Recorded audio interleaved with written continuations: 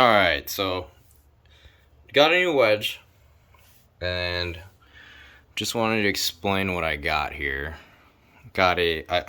Recently picked up a Cleveland RTX zip core in a 50-degree mid bounce 10. So the mid grind 10-degree bounce and 50 degrees. So these are the two irons I got right now for wedges. I've been like way off with my gapping. This is my P790 pitching wedge, which is at 45 degrees stock.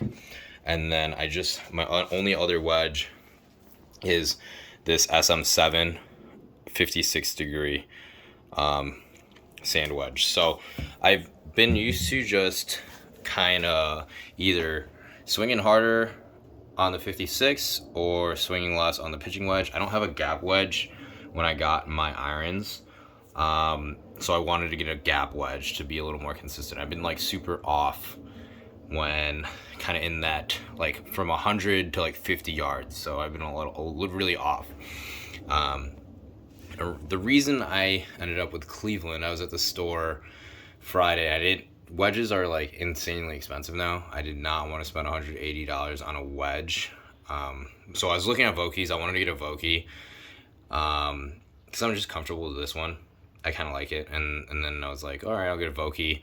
That was like $180, $190. The SM8s were a little cheaper on sale, but they didn't have a gap wedge that I wanted or in the grind. So I needed something in the 50 to 52 range. And then I was looking at the TaylorMades, and the mill grinds are fucking expensive too. Those are like $190. Also didn't have a like the same one I wanted in the degree or grind. So I just kept cruising. I was just gonna go home, but I looked at Cleveland in the Cleveland section. I've heard awesome things about Cleveland. People keep talking about Cleveland.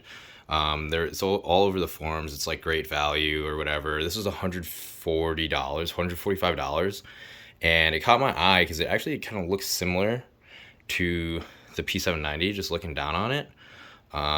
So I knew I'd probably be really comfortable looking down on it. I was very uncomfortable when I got the SM8, especially it being black. But I mean, I think Brooks just signed with Cleveland in 6-rin, and I've just heard good things, so I want to test it out. And just here's a comparison to the P790. I mean, they look very similar looking down.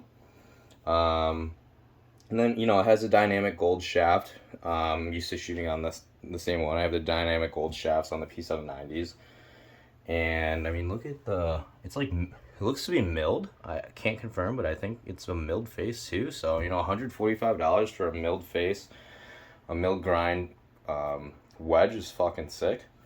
Only complaint I have right off the rip is, I mean, they're not Golf Pride Tour Velvets, which I'm used to, but I mean, it's just a wedge. I'll probably power through it and then have to re-grip it soon anyways. But I mean, initial tests, it feels good. And I was thinking about getting a black one because they have a black one, but I think over the past year or so, in my head, it looks weird looking down on a black one. The black one's like sick, but when I'm swinging down on a golf ball, all my other clubs are silver and or have that like polished look, so I wanted something very similar looking down on it. And then yeah, I'm just holding about the same length, so pretty excited. I'm gonna go test this out later today, get some swings in. But it's great to have a gap wedge again. I haven't had one since I was on my old Nikes, so really needed that. But yeah, here's just a dirty pitching wedge, but I mean, they look very on spot, so I'm excited to try this out. 56.